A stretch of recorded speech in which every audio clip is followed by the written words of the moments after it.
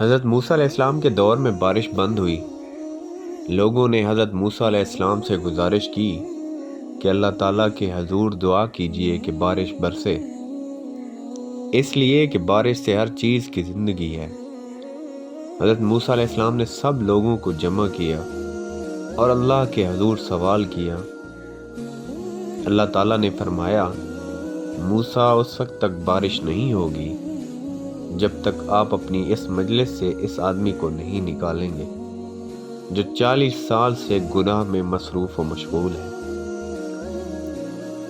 حضرت موسیٰ علیہ السلام نے اعلان کیا کہ 40 سالہ گناہ گار جب تک مجلس نہیں چھوڑے گا اس وقت تک بارش نہیں ہوگی۔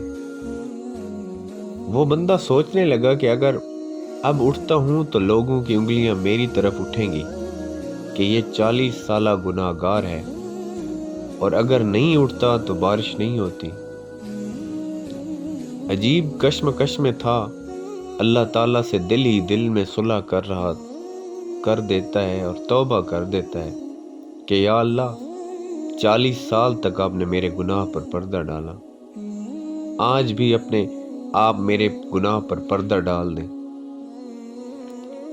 تھوڑی دیر گزر گئی، مجلس سے کوئی آدمی اٹھا نہیں، لیکن بارش شروع ہو گئی۔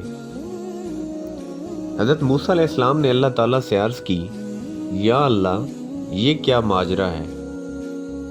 اللہ تعالیٰ نے فرمایا کہ آپ کے اعلان کرنے کے بعد اس گناہ گار نے گریبان میں منہ ڈالا، رونے لگا، یا اللہ تو نے 40 برس میرا پردہ رکھا، اب بھی چھپا لے۔ یا اللہ اب میری توبہ ہے اور میں نادم ہوں۔ اس نے اخلاص کے ساتھ توبہ کر لی تو میں نے اس کو بخش دیا۔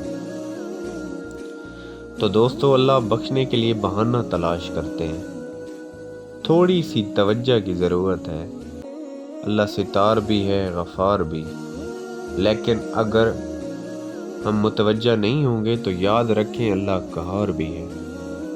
اللہ کی رسی بڑی ڈھیلی ہوتی ہے، لیکن جب رسی کھینچ لے تو پھر چھوٹنا مشکل ہوتا ہے۔ سبحان اللہ۔